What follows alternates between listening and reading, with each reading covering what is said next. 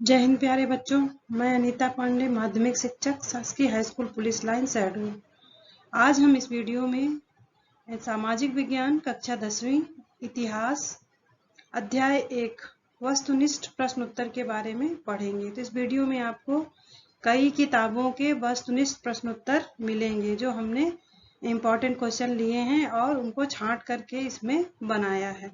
तो इस वीडियो में जो क्वेश्चन आंसर बताए गए हैं उसको आप ध्यान से पढ़ें और अपने कॉपी पे नोट कर लें ताकि आपकी परीक्षा की तैयारी अच्छे से हो सके। और जैसा कि सभी को पता है कि इस वर्ष जो है परीक्षा में ऑब्जेक्टिव प्रश्न ज़्यादा पूछे जाने हैं, इसलिए अपने को सबसे ज़्यादा ऑब्जेक्टिव पर ध्यान देना है। तो ये प्रश्न बहुत ही इम्पोर्टेंट है, आप इनको कॉपी में ज़रूर नोट करें और इनको याद करें। तो चलिए चलते हैं वस्तुनिष्ठ प्रश्नोत्तर की तरफ। वस्तुनिष्ठ प्रश्नोत्तर में सबसे पहला हमारा है बहुविकल्पी प्रश्न। तो बहुविकल्पी प्रश्न में पहला क्वेश्चन है हमारा, फ्रेडरिक सारियू कहाँ के कलाकार थे?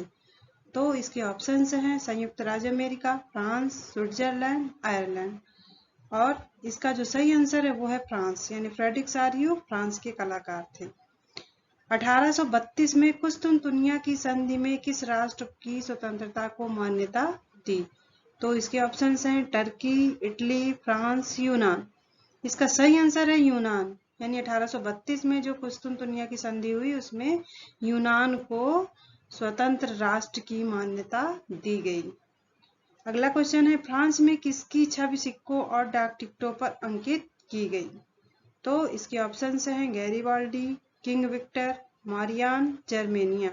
इसका सही आंसर है मारियान, यानी फ्रांस में जो सिक्के हैं और डाक टिकट हैं उनमें मारियान की छवि अंकित की गई है।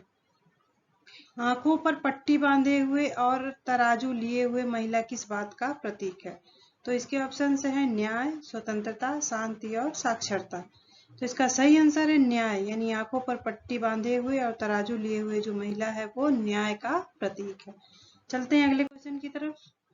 1789 ईस्वी में फ्रांस की क्रांति के समय फ्रांस का शासक कौन था? तो लुई 14वां, लुई 16वां, लुई 15वां, नेपोलियन। इसका जो सही आंसर है वो है लुई 16वां, यानी 1789 में जो फ्रांस की क्रांति हुई उस समय पर जो फ्रांस का शासक था वो था लुई 16वां। विश्वकोश नामक ग्रंथ की रचना किसने की थी? इसके ऑप्शंस हैं वॉल्टेयर, रूसो, दिदरो, नेकर।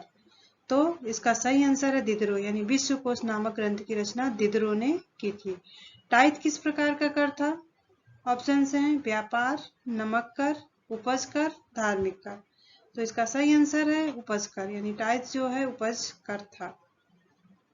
फ्रांस में टाइथ जो है उपज कर के रूप में लिया जाता था। अगला क्वेश्चन है, फ्रांस की क्रांति में मुख्य भूमिका किस वर्ग की है? तो इसके ऑप्शंस हैं कुलीन वर्ग की, पादरी वर्ग की, मजदूर वर्ग की, मध्यम वर्ग की।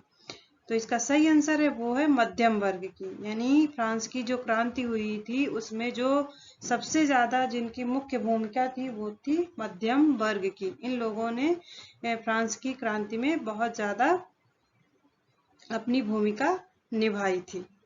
अगला है वियना की संधि हुई, तो इसके ऑप्शन है 1805 ईस्वी में, 1810 ईस्वी में, 1815 ईस्वी में और 1819 ईस्वी।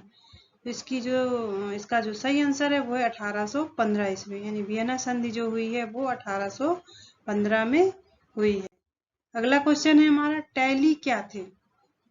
तो इसके ऑप्शन है बिक्री कर, उत्पादन कर, भूमि कर, धार्मिक कर। इसका सही आंसर है भूमि कर, यानी टैली जो है वो भूमि कर था।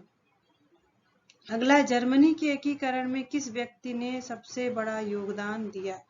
तो इसका सही आंसर है, इसके ऑप्शंस हैं कार्ल वेलकर, लिने पीटर्स, ऑटोवान बिस्मार्क और ज्यूसेपे मेस्नी। तो इसका सही आंसर है वो है ऑटोमान बिस्मार्क, यानी जर्मनी के एकीकरण में जो सबसे बड़ा योगदान था वो था ऑटोमान बिस्मार्क का। इन्होंने जर्मनी का एकीकरण करने में महत्वपूर्ण भूमिका निभाई थी। ब्रिटेन के झंडे को क्या कहा जाता है? इसके ऑप्शंस हैं Tiranga, Union Jack, fly jack, crossing star. तो इसका सही आंसर वो है यूनियन जैक, यानी ब्रिटेन का जो झंडा है उसको हम लोग ब्रिटेन में लोग यूनियन जैक के नाम से जानते हैं। जैसे अपन अपने देश में, भारत देश में तिरंगे के नाम से जानते हैं, उसी तरह ब्रिटेन में यूनियन जैक के नाम से झंडे को जानते हैं।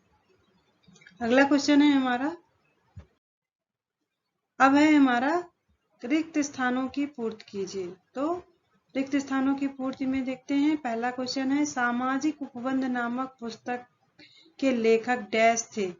तो सामाजिक उपबंध नामक पुस्तक के लेखक जो रूसो थे।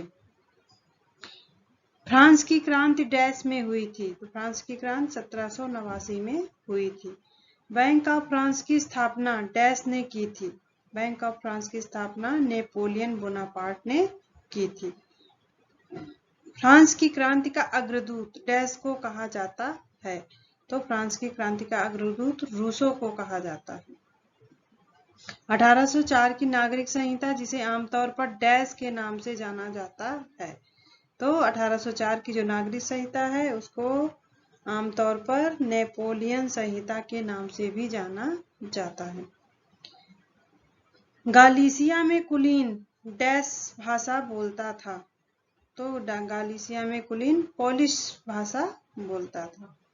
ब्रितानी द्वीप समूह पर रहने वाले लोगों अंग्रेज, वेल्स, स्कॉट या आयरिश की मुख्य पहचान डैश थी। तो ब्रितानी द्वीप समूह में रहने वाले जो लोग थे उनकी जो पहचान थी, मुख्य पहचान थी, वो क्या थी? नृजातीय थी। अगला क्वेश्चन है 1801 में आयरलैंड को बलपूर्वक डैश में शामिल कर लिया गया। तो 1801 में आयरलैंड को बलपूर्वक यूनाइटेड किंगडम में शामिल कर लिया गया। अगला है हमारा सत्य और असत्य।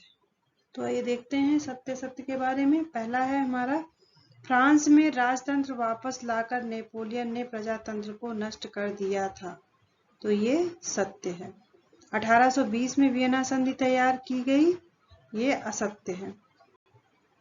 19वीं सदी के प्रथम भाग में पूरे यूरोप जनसंख्या में तीव्र वृद्धि हुई। तो ये सत्य है। फ्रांस की क्रांति के बाद नाप तौल की मीटर प्रणाली लागू की गई थी। तो ये असत्य है। फ्रेडरिक सारियू एक फ्रांसीसी चित्रकार था। सत्य है ये। यूनाइटेड किंगडम का गठन 1707 ईस्वी में हुआ। सत्य है। टैली एक प्रकार का भूमिकर था। तो ये भी सत्य है। इस तरह से ये हमारे सत्य और असत्य हो गए।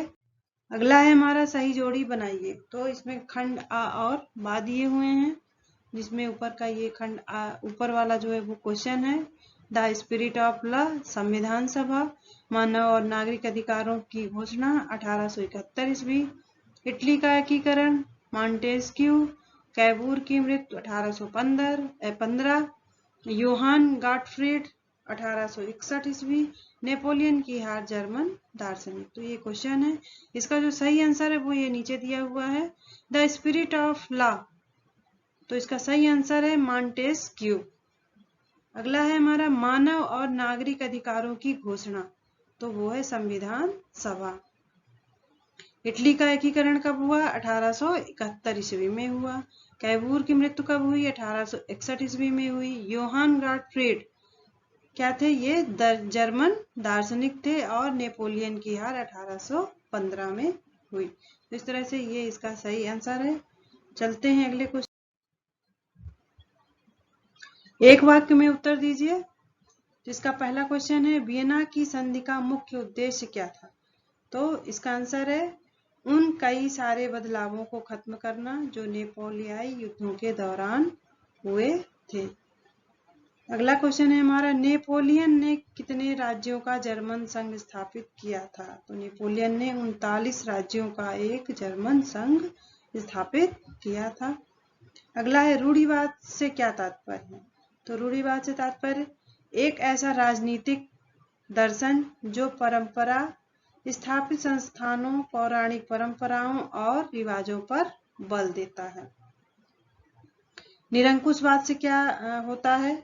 तो इसका आंसर है ऐसी सरकार या शासन व्यवस्था जिसकी सत्ता पर किसी प्रकार का कोई भी अंकुश नहीं होता है वो निरंकुशवाद कहलाता है। जर्मन पंचांग को कब और किसने बनाया? जर्मन पंचांग या तिथि क्रम का मुख्य पृष्ठ 1798 ईस्वी में पत्रकार एंड्रियास रेबमॉन ने डिजाइन किया था। नेपोलियन ने इटली पर कब हमला किया? तो नेपोलियन ने इटली पर हमला 1797 में किया था। अगला जो है वो हमारा क्वेश्चन, अर्थशास्त्र के प्रोफेसर फ्राइडरिश लिस्ट किस देश में से थे? तो ये जो प्रोफेसर थे ये जर्मनी के थे। लॉर्ड बायरन कौन था? तो लॉर्ड बायरन जो है वो अंग्रेज था। 18 मई 1848 को फ्रैंकफर्ट संसद कहाँ आयोजित हुई? तो 18 मई 1848 को फ्रैंकफर्ट संसद सेंट पॉल चर्च में आयोजित हुई। मारियान की प्रतिमाएं कहाँ लगाई गई थी? मारियान की प्रतिमाएं सार्वजनिक चौकों पर लगाई गई थी। तो इस तरह से ये हमारे क्वेश्चन आंसर हो गए हैं। अब आप इन सारे प्रश्नों को अपनी कॉपी पे नोट करें और इनको अच्छे से याद कर लें, क्योंकि ये बहुत ही इम्पोर्टेंट क्वेश्चन आपको दिए गए हैं। ये कई पुस्तकों से लिए गए हैं, इसलिए आप इनको अच्छे से याद करिए और अपने परीक्षा की तैयारी करिए। मिलते हैं अगले वीडियो में, तब तक के लिए धन्यवाद।